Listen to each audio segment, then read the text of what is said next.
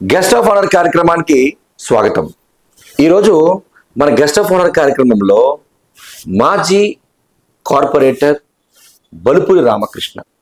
మరి అటువంటి బలుపూరి రామకృష్ణ మీద ఈ మధ్య కొన్ని అపోహలో లేకపోతే నిజమే జరుగుతుందో ఏంటో తెలియదు, కానీ మొత్తానికి కొన్ని ఎలిగేషన్స్ అయితే ఉన్నాయి. వాటిపైన ఆయనతో మాట్లాడే ప్రయత్నం 7 times చేస్తుంది. నమస్కారం సార్. నమస్కారం అండి. సార్, రామకృష్ణ గారు ఎలా ఉన్నారండి? బాగున్నారు సార్. ఏంటి ఈ మధ్యన మీరు దందాలకు ఎక్కువ పాల్పడుతున్నారని, లేదా బ్లాక్ మెయిల్ ఎక్కువ చేస్తున్నారని మీ మీద ఒక ఆరోపణ, అదేవిధంగా ఎలిగేషన్స్ బాగా వస్తున్నాయి. అసలు ఏంటి సార్ మీ యొక్క బ్యాక్గ్రౌండ్, అసలు ఎందుకు జరుగుతుంది సార్? మీకు తెలియదే ఉంది, ఈరోజు మనం ఏదైనా ప్రశ్నించినోడు బ్లాక్మెయిలర్ అనే పరిస్థితిలో ఈ వాతావరణం ఏర్పడిపోయింది. నేను ప్రజల కోసం ఏ సమస్య వచ్చినా సరే అధికారులని గట్టిగా మందలించైనా సరే నేను వాళ్ళు పని చేయడానికి ముందుకు వెళ్తాను. ఓకే. వాళ్ళని ప్రశ్నించినప్పుడు వాళ్ళు ఏం చేస్తుంటారంటే, అదిగో మమ్మల్ని ఇబ్బంది పెట్టేస్తున్నాడు అనే లేనిపోయిన ఆరోపణలు చేసి నా యొక్క ఇమేజ్ని డ్యామేజ్ చేయడానికి వీళ్ళందరూ కూడా ప్రయత్నం చేస్తున్నారు. కానీ మీరేమో ప్రశ్నించేవాడిని బ్లాక్మెయిల్ అంటారు, కానీ మీరు నిజంగానే దందా చేస్తున్నారు, నిజంగానే బ్లాక్మెయిల్ చేస్తున్నారు అనడానికి మా దగ్గర కొన్ని సాక్ష్యాలు ఉన్నాయి. మరి దాన్ని అడగమంటారా? అడగండి, తప్పకుండా. మీరు అడిగిన ప్రతి దానికి కూడా నేను మీకు సమాధానం చెప్పవలసిన బాధ్యత నాకు ఉంది. Right sir. ఇప్పుడు మన మెయిన్ రోడ్లో అక్కడ సితారా బార్ ఎదుర్కొంటా కొన్ని డ్రైన్లు ఉన్నాయి. అంటే డ్రైన్లు అంటే వాళ్ళు అక్కడ బుక్ షాప్ పెట్టుకొని అమ్ముతుంటారు. ఆ బుక్ షాప్కి దగ్గర లేని డ్రైన్ని మీరు క్రియేట్ చేసి ఆ డ్రైన్స్ కట్టాలి, దీనికి ఖాళీ చేయండి అని చెప్పి వాళ్ళ వ్యాపారాన్ని దెబ్బ కొట్టే విధంగా మీరు వాళ్ళని భయపెట్టారా లేదా? లేదు, ఎందుకంటే అక్కడ మనకి గత కొన్ని సంవత్సరాల నుంచి కూడా ఆ రోడ్డుకి ఇటు అటు కూడా డ్రైన్స్ లేక వర్షం వస్తే కనుక వాటర్ వచ్చి వాళ్ళ షాపుల ముందు నిలబడిపోతుంటే అక్కడ షాపు వాళ్ళు కొంతమంది రిక్వెస్ట్ చేయడం జరిగింది. దాని మీద నేను ఏం చేశానంటే బోత్ సైడ్ అటు ఇటు కూడా డ్రైన్స్ పెట్టించి ఇటువైపు పెట్టిస్తే వాళ్ళు ఏమన్నారంటే బుక్ స్టాల్ వాళ్ళు, ఏమంటే మాకు ఇటువైపు డ్రైన్ అవసరం లేదు, వెనక్కి కూడా ఒక డ్రైన్ ఉంది, మీరు ఆ డ్రైన్కి ప్రొవిజన్ బాగుండేలాగా పెట్టించేసేయండి సరిపోద్ది అని అంటే, వాళ్ళకి కావాల్సినట్టుగా వెనకాల డ్రైన్ డెవలప్ చేయించి వాళ్ళకి ఎటువంటి ఇబ్బంది లేకుండా వాళ్ళకి ఎక్కడా కూడా సమస్య రాకుండా చేసి పెట్టడం జరిగింది. సార్, సక్సెస్ఫుల్గా రన్ అయిన కాన్సెప్ట్ హోటల్ మీ వల్లే ఆగిపోలేదా? అది నేను క్లియర్గా చెప్పాలంటే దాని మీద ఆ సౌండ్ పొల్యూషన్ వస్తుందని చెప్పి మన కనుమూరు సుధాకర్ గారని డాక్టర్ గారు ఆ వార్డు కార్పొరేటర్గా నన్ను పిలిపించి ఒకరోజు, బాబు ఇక్కడ ఆ కాన్సాప్ బ్లోయర్స్ వలన మా హాస్పిటల్ దగ్గర ఎయిర్ నుంచి సౌండ్ పొల్యూషన్ వస్తుంది, దీని మీద మీరు ఒకసారి వాళ్ళకి చెప్పి కార్పొరేషన్ ద్వారా మాకు ఇబ్బంది లేకుండా చూడండి అని చెప్పడం జరిగింది. అప్పుడు నేను వాళ్ళ మేనేజర్ని ఓనర్ని పిలిపించి, ఏమండి ఇలా పలానా ఆయన ఇబ్బంది పడుతున్నారు సౌండ్ పొల్యూషన్ గురించి మీ హోటల్కి వెనకాల ముందు కూడా, దీని మీద మీరు రెక్టిఫై చేసుకోండి, లేకపోతే కనుక వాళ్ళు పెద్దవాళ్ళు వాళ్ళు వేరేగా కంప్లైంట్ ఇస్తే మీరు ఇబ్బంది పడతారు అని చెప్పడం జరిగింది. ఆ చెప్పడం తర్వాత ఆ సంబంధించిన వ్యక్తులు ఎవరో డైరెక్ట్ కలెక్టర్ గారికి కంప్లైంట్ ఇచ్చి ఆ హోటల్ని ఇమీడియట్గా కమిషనర్ గారితో సీజ్ చేయించారు. ఓకే. సీజ్ చేయిస్తే నేను ఆ హోటల్స్ వాళ్ళకి ఇమ్మని చెప్పి వాళ్ళు ఏమీ కూడా ఇబ్బంది లేదు, వాళ్ళు రెక్టిఫై చేసుకుంటారని నేను లెటర్ ఇచ్చాను. ఓకే. లెటర్ ఇస్తే కమిషనర్ ఆ రోజునాడు ఆ లెటర్ ఈయన ఇస్తే పనిచేయదు, మాకు కలెక్టర్ గారు ఆర్డర్సు అని చెప్పి నా లెటర్ని కూడా పట్టించుకోలేదు. దానివల్ల నేను కమిషనర్ని కూడా కౌన్సిల్లో ప్రశ్నించాను, ఏమంటే కమిషనర్ గారు ఒక హోటల్ని ముయ్యాలి, సీజ్ చేయాలంటే దానికి ప్రాపర్ ఫస్ట్ నోటీస్ ఇవ్వాలి, మీరు ఆ నోటీస్ ఇచ్చి వాళ్ళ ఆ ప్రాబ్లం రెక్టిఫై చేసుకోకపోతే కనుక వాళ్ళ మీద మీరు యాక్షన్ తీసుకోవాలి, అంతేగాని మీరు డైరెక్ట్గా సీజ్ చేసేయండి అంటే వాళ్ళు ఎన్నో కోట్లు లక్షలు పెట్టి వాళ్ళు వ్యాపారం చేసుకుంటారు, వాళ్ళని మీరు ఇలా ఇబ్బంది పెట్టడం అది కరెక్ట్ కాదు అని నేను ఆ రోజు ఉన్నటువంటి కమిషనర్ గారిని కూడా ప్రశ్నించడం జరిగింది. దానికి వివరంగా కూడా ఆ ఓనర్స్ కూడా ఆ రోజు నా దగ్గరికి వచ్చి, సార్ మీరు లెటర్ ఇచ్చారు అయినా కూడా మా కమిషనర్ స్పందించట్లేదంటే మీరు కోర్టుకి వెళ్ళిపోండి, కోర్టు నుంచి మీకు క్లారిటీ వస్తుంది, ఎందుకంటే మీకు వితౌట్ నోటీస్ మీరు సీజ్ చేయడానికి ఇది లేదని సలహా కూడా ఇచ్చాను. అంతేగాని మన వలన మాత్రం ఎవ్వరికి ఎంత ఏసువెత్తు కూడా నష్టం జరగదు, నష్టం జరగనివ్వను, ప్రజల పక్షానే నేను ఉంటాను. ఇప్పుడు ఆర్టీఐ పెట్టి బెదిరిస్తారు, ఆర్టీఐ పెట్టి బ్లాక్మెయిల్ చేస్తారు అని అంటున్నారు, మీ సమాధానం?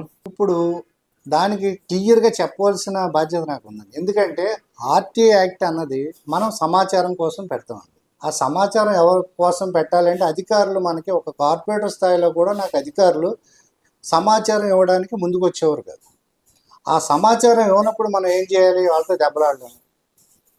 ఆథరైజ్డ్గా మేము ఒక సమాచారం కావాలంటే నేను కూడా ఒక కార్పొరేషన్లో కూడా అడగడం జరిగింది. ఏమండి, ఒక కార్పొరేటర్ అయ్యండి నేను ఆర్టీ యాక్ట్ పెట్టి మీ దగ్గర సమాచారం తెప్పించుకోవాల్సి వస్తుంది, మీరు ఎందుకు ఇవ్వట్లేదు? ఒక కార్పొరేటర్గా నాకే ఇవ్వట్లేదు మీరు సమాచారం. అసలు ఆఫీస్లో ఇంజనీరింగ్ సెక్షన్లో ఏం జరుగుతుంది, హెల్త్ సెక్షన్లో ఏం జరుగుతుంది, టౌన్ ప్లానింగ్ సెక్షన్లో ఏం జరుగుతుంది, ఒక పద్ధతి లేకుండా పోయింది, మీరు ఇవ్వండి అని చెప్పి ఆర్టీఐ పెట్టి వాళ్ళ దగ్గర సబ్జెక్ట్ తీసుకొని ఆ సబ్జెక్టు మీద నేను కౌన్సిల్లో చాలాసార్లు ప్రశ్నించాను. మీకు ఉదాహరణకి నేను ఆర్టీ యాక్ట్ పెట్టి మనం కార్పొరేషన్ నుంచి ఆడిటింగ్ రిపోర్ట్స్ తెప్పించుకొని అవి చెక్ చేస్తే కొన్ని కోట్ల రూపాయలు మనకి ఆడిటింగ్లో చాలా అబ్జెక్షన్స్ ఉన్నాయి.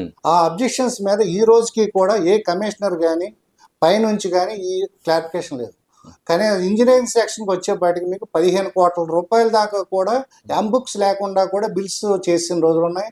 వాటికి అబ్జెక్షన్ వచ్చి కూడా ఆడిటింగ్లో దీన్ని వెరిఫై చేయండి అని చెప్పి రికవరీ చేయమని కూడా 3 ఆడిటింగ్ రిపోర్ట్స్ లో కూడా సేమ్ కంటిన్యూ అవుతున్నాయి. ఈ రోజు దాకా కూడా మున్సిపల్ అధికారులు ఎటువంటి అంటే ప్రభుత్వ అధికారులు అవినీతి చేస్తున్నట్టేనా మీరు చెప్తున్నారు? అంతే కదండి మరి. 100%. ఇప్పుడు ఎందుకంటే ఒక 15 నుంచి 10 కోట్ల రూపాయలకి ఎంబుక్స్ లేకుండా ఇంజనీరింగ్ లో రికార్డ్ చేశారంటే వర్క్స్ అది ఏమైపోయింది? ఎంబుక్ లేకుండా బిల్ చేయడానికి లేదు మనకి. అసలే కార్పొరేషన్కి ఏమో వర్క్స్ పెట్టిందామంటే డబ్బు లేదంటారు. డబ్బు లేదన్నప్పుడు అసలు ఈ పరిస్థితి ఎలా వచ్చింది మనకి? ఓకే, దీని నుంచి ఇలాంటి విషయాలు అధికారులు మా కార్పొరేటర్స్ కూడా వాళ్ళు సమాచారం ఇవ్వరండి. మీకు అంత ఇంట్రెస్ట్ ఏంటి ఆర్టీఐ పెట్టి అంత అడిగేంత ఇంట్రెస్ట్? ఇప్పుడు మనకేంటంటే ఒకటి, నేను ఒక బాధ్యతగా ఒక కార్పొరేటర్గా వెళ్ళాను ఒక చట్టసభకి. అక్కడ నన్ను ప్రజలు ఇండిపెండెంట్గా గెలిపించి పంపించారు. నేను ఎంతో నిజాయితీగా ఉంటేనే నన్ను వాటిలో ప్రజలు ఇండిపెండెంట్గా పంపిస్తారు. గత ఎలక్షన్లో నాకు టికెట్ ఆశించి కొన్ని సందర్భాల్లో పార్టీ ఇవ్వలేకపోయినా నేను ఇండిపెండెంట్ గా పోటీ చేస్తే వార్డు ప్రజలందరూ నా వెనకాల ఉండి నన్ను గెలిపించారు. తర్వాత కొన్ని సందర్భాల్లో వార్డు అభివృద్ధి కోసం నేను అవతల పార్టీకి సపోర్ట్ చేయవలసి వచ్చింది. అంతేగాని ఆర్టీఐ పెట్టి బ్లాక్మెయిల్ చేసి వాళ్ళ దగ్గర దందాలు చేయడం, అధికారుల నిర్లక్ష్యాన్ని ప్రశ్నించడానికి వాళ్ళు నాకు పూర్తి సమాచారం ఇవ్వనప్పుడు నేను ఖచ్చితంగా ఆర్టీఐ పెట్టి వివరాలు తీసుకుంటాను. ఓకే, ఇంకొకటి మీకు ఇందులో ఆర్టీఐ విధానం లేకపోతే ఈరోజు నేను కాకినాడలో సురేష్ నగర్ పార్క్ అని ఉంది మీకు. అవును, ఆ పార్క్లో టీడీఆర్ బాండ్స్ ఇచ్చారు. ఆ బాండ్స్ ఇచ్చినప్పుడు మన పెద్ద నాయకులందరూ కూడా ప్రెస్ మీట్లు పెట్టి అక్కడ అన్యాయం జరిగింది, ఇవ్వకూడని బాండ్స్ ఇచ్చేశారు అని చెప్పి చాలా ఇంటర్వ్యూల్లో ప్రెస్ మీట్లో కూడా నేను వినడం జరిగింది. కానీ మీ ఎవరికి కూడా ఈ రోజు వరకు నేను చెప్పని విషయం ఒకటి ఉంది. ఏంటనగా అసలు ఆ Suresh Nagar bonds TDR bonds సంబంధించి ఆ మున్సిపల్ సైట్ అంతా కూడా మున్సిపాలిటీ. దాని మీద నేను కార్పొరేటర్గా ఉన్నప్పుడే హైకోర్టులో పిల్ దాఖలు చేయడం జరిగింది. ఇందులో ఎవరెవరు ఉన్నారు మీకు? ఈ పిల్లో 5 ఐఏఎస్లు ఉన్నారు.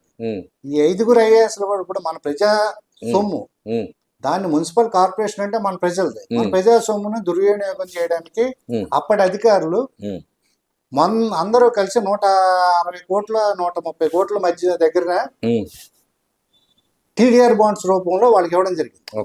అసలు దాని గురించి నేను వివరాలు అడిగినప్పుడు నాకు ఇవ్వకపోతే ఆర్టీ యాక్ట్ పెట్టాను. ఆర్టీ యాక్ట్ పెట్టి వివరాలు తెప్పించుకొని ఇంతమంది ఇందులో 24 మంది పార్టీ చేసి హైకోర్టులో రిట్ ఫైల్ చేసి, దేనికండి? కార్పొరేషన్ ఆదాయం నష్టం జరగడానికి ఈ విధంగా వీళ్ళు బాండ్స్ ఇచ్చారు. దీని మీద ఈ కోర్టు కూడా కేసెస్ జరుగుతుంది ఆల్రెడీ. ఏ నాయకుడైనా ఎవరైనా సరే ఈ ఆఖరికి ఈ కేసులో మన శ్రీలక్ష్మి గారు కూడా ఇందులో, శ్రీలక్ష్మి గారు ఒక పార్టీ, స్వప్నిల్ గారు ఒక ఆయన, తర్వాత మన రావిరాల కమిషనర్ గారు ఒక ఆయన, తర్వాత రమేష్ గారు, ఇలాగా మన వెళ్ళిపోయిన కలెక్టర్ గారు కార్తిక శుక్లా గారు, ఇలాగ ఇంతమంది మీద నేను కేసులు వేసి పోరాడుతున్నాను. దేనికోసం? అసలు ఆ రోజు నాడు నేను ఈ కేసు వేసేటప్పుడు కూడా వేరే పార్టీలో ఉన్నాను నేను. ఆ రోజు నాకు చాలా థ్రెట్ ఉంది. థ్రెఫ్ట్ ఉన్నా కూడా నేను ధైర్యం చేసి కార్పొరేషన్ ఆదాయాన్ని కాపాడాలి అని చెప్పి నేను కోర్టుకు వెళ్ళాను. కానీ నాకు ఇటువంటి ఎలిగేషన్ తర్వాత ఎవిడెన్స్ ఉన్నాయి నా దగ్గర ఈ కేసులో. మున్సిపల్ సైటు అని ఒక హైకోర్టు ఒక పిల్లు ఈ రోజు నాడు యాక్సెప్ట్ చేసిందంటే ఎవిడెన్స్ లేకుండా చేయదు మీకు. అలాంటిది మీకు ఇంతమంది ఐఏఎస్ల మీద నేను కేసు వేసినప్పుడు వాళ్ళ నుంచి నాకు ఎంత థ్రెట్ ఉంటుందో మీరు ఆలోచించండి. వాళ్ళు ఇలాంటి కామ్ చేసుకోవడానికి, వాళ్ళు నిజాయితీగా నేను పనిచేయడానికి ఇలాంటివి ఉదాహరణ మీకు.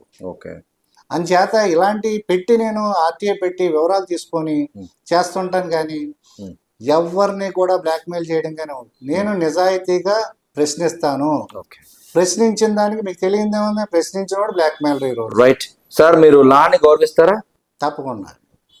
మీరు కార్పొరేటర్ గా ఇండిపెండెంట్ నెగ్గారు కదా? అవును. ఏ పార్టీలోకి వచ్చారు మీరు తర్వాత? నేను ఇండిపెండెంట్ గా నెగ్గిన తర్వాత టీడీపీలోకి వచ్చాను. తర్వాత ఏ పార్టీలోకి వచ్చారు మీరు? తర్వాత వైసీపీకి సపోర్ట్. ఇప్పుడు ఏ పార్టీలో ఉన్నారు మీరు? ఇప్పుడు తెలుగుదేశంలో. యాంటీ డిఫెక్షన్ లా మీకు వర్తించదా? ఇక్కడ ఒక విషయం మర్చిపోవాలి, మీరు ఒక లాజిక్ మర్చిపోయారు ఇందులో. చెప్పండి. నేను ఇండిపెండెంట్ గా నెగ్గాను. ఇండిపెండెంట్ గా నెగ్గిన వాడికి పార్టీ సింబల్ ఉండదు. నేను కూడా కౌన్సిల్లో కూడా ఇండిపెండెంట్ గానే అక్కడ కూర్చున్నాను, కానీ పార్టీ పరంగా కూర్చోలేదు. ఓకే. పార్టీ కౌన్సిల్లో కూడా నా సీట్ ఇండిపెండెంట్ గానే ఉంటది అక్కడ. కానీ ఇండిపెండెంట్ అని మీరు అంటున్నారు, కానీ మీరు టీడీపీ అభ్యర్థి అని మేము అంటున్నాం, కాదంటారా? అవునండి. మరి టీడీపీ అభ్యర్థి అంటే ఖచ్చితంగా పార్టీ మీకు ఫండింగ్ ఇచ్చినట్టు కదా? పార్టీ ఫండింగ్ నాకేమీ లేదు, పార్టీ సపోర్ట్ చేసింది. ఓకే, అంటే మీరు టీడీపీ అనే కదా? పార్టీ సపోర్ట్ చేసింది. ఎప్పుడు లాస్ట్ మినిట్ లో నేను గెలుస్తాను అన్నప్పుడు చంద్రబాబు నాయుడు గారు, లోకేష్ గారు, Kondababu what it maybe me TDP మనిషి మీకు టీడీపీ సపోర్ట్ చేసింది, పక్కన పెడదాం. సో ఎంత ట్రాన్స్పరెంట్ గా ఉన్న బల్పూరి రామకృష్ణ ఒక మీ వార్డులో ఉన్న ఒక దేవత గుడి విషయంలో, హుండీ విషయంలో మీరు ఇన్వాల్వ్ అవుతున్నారు, ఆ డబ్బులు మీరు తీసుకుంటున్నారు, అవునా కాదా? దీనికి చాలా క్లారిటీగా చెప్పాలండి మీకు. ఎందుకంటే మా వార్డులో చిన్నది ఘాటీలమ్మ టెంపుల్ అని బ్రిడ్జి కింద చిన్నది గతంలో రిక్షా యూనియన్ వాళ్ళు స్థాపించుకున్నారు. దీనికి గతంలో ఒక వ్యక్తి దాన్ని గుడి చూస్తుండేవాడు. ఆ గుడిని మట్ట అప్పన్న గారని ఒక ఆయన చూస్తుండేవారు. ఆయన చూస్తుండగా ఆయన కాలం చేసిన తర్వాత ఆయన కొడుకు మట్టరాజు అని చెప్పి ఆయన చూస్తుండేవాడు. ఆ మట్రాజ్ అన్న ఆయన దుబాయ్ వెళ్ళే పరిస్థితి ఉన్నప్పుడు ఒక వ్యక్తికి అప్పచెప్పాడు, గుడి నువ్వు జాగ్రత్తగా చూసుకోరని. ఎందుకంటే ఈ మట్ట వాళ్ళకి సంబంధించింది ఘాటీలమ్మ కులదేవత, వాళ్ళ వంశపారంపర్యంగా వాళ్ళే చేస్తారు. ఓకే, నేను ఎందుకు ఇన్వాల్వ్ అయిందని మీరు ప్రశ్నించారు కనుక, ఆ గుడిని ఈ మట్టరాజు అన్న ఆయన దుబాయ్ వెళ్ళినప్పుడు ఒక వ్యక్తికి అప్పచెప్పినప్పుడు అతను దాన్ని డెవలప్ కొంత చేశాడు. తర్వాత మీరన్న ఈ ఉండి మిస్యూజ్ అవుతుంటే వాళ్ళందరూ కూడా వాళ్ళ కుటుంబాలు నా దగ్గరికి వచ్చి వార్డు పెద్దలందరినీ అక్కడ మీటింగ్ పెట్టి, నేను కార్పొరేటర్గా ఉండగా, అమ్మ మీరు బాబు నువ్వు కమిటీ వేస్తాం, ఈ కమిటీలో మీరు మీ పెద్దలు ఉండండి, వార్డులోకి సంబంధించిన పెద్దలు పెట్టుకోండి అని చెప్పి నేనే ఆ రోజున వాళ్ళ పెద్దల సమక్షంలో ఆ కమిటీ వేసి వాళ్ళకి మళ్ళీ అప్పచెప్పడం జరిగింది. అప్పచెప్పిన తర్వాత మళ్ళీ సేమ్ రిపీట్ అవుతుంది ఉండి విషయాల్లో. వీటిలో డెవలప్మెంట్ జీరో. దాంతో మట్ట రాజు అన్న ఆయన వచ్చి, అన్నయ్య గారు మీరు ఇలా మాకు వాళ్ళకి అప్పచెప్పారు, పూర్తిగా అభివృద్ధి చేయట్లేదు, దీని మీద మీరు చాలా ఆలోచించి ఏదో చేయాలండి అంటే వాళ్ళు పిలిపించి మాట్లాడితే మేము 5 రూపాయలు ఖర్చు పెట్టాం, 50 రూపాయలు ఖర్చు పెట్టాం, మాకు 150 ఖర్చు పెట్టాం, ఇవన్నీ కూడా మీరు మాకు ఇవ్వాలి అని చెప్పి అకౌంట్స్ చూపించేస్తున్నారు. సరే ఇలా కాదమ్మా మీరు చేసేది, ఇది ఎలాగూ కూడా వంశపారంపర్యంగా ఆ మట్టరాజు అన్న ఆయనే వాళ్ళ కులదేవత కనుక అతనే చెయ్యాలి గుడి అని అతనికి అప్పచెప్పి ఒక గౌరవ అధ్యక్షుడిగా, ఎందుకంటే అది దాన్ని నేను చూడాలి కనుక, ఎందుకంటే దాన్ని డెవలప్ చేయాలి అన్న పరిస్థితిలో నేను హ్యాండ్ ఓవర్ చేసుకొని బ్రిడ్జి కింద ఒక అమ్మవారి కోసం, అమ్మవారికి ఎటువంటి సామాన్లు పెట్టుకోవడానికి ఏమీ లేకపోతే ఒక దాతని డొనేషన్ అడిగి అతను ఓన్లీ గోళ్ళ కట్టించి గది కట్టించి ఇచ్చారు. దాంట్లో అమ్మవారికి సంబంధించిన బీరువా దగ్గర నుంచి ఆ లోపల ఇంటీరియర్ అంతా కూడా నా సొంత ఖర్చులతో నేను కొన్ని లక్షల రూపాయలు ఖర్చు పెట్టి ఆ గుడికి చుట్టూ కూడా గ్రిల్స్ వేయించి ఆర్చులు కట్టించి ఈ రోజు అంతా కూడా డెవలప్మెంట్ జరుగుతుంది. అయితే ఉండి ఆదాయం గురించి చెప్పారు కనుక, ఆ ఉండి అక్కడ పెద్ద ఫ్లోటింగ్ ఉండదు, అవును. రెండోది 3 నెలలకు ఒక 10,000 వస్తాయి. ఉమ్. కాదంట కదా, 64,000 అంట కదా. ఇక్కడ నెల కరోనా టైంలోనే ఆ, అంత బంద్ ఉన్నప్పుడే ఉమ్, ట్రైన్స్ వెళ్తాయి.